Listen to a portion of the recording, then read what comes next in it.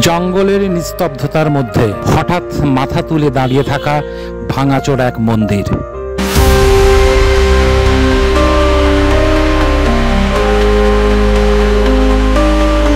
এক সময় এখানেই বাজত শঙ্খ, ছুটত নরবলি, দেবীর চরণে রক্তের অর্ঘ্য।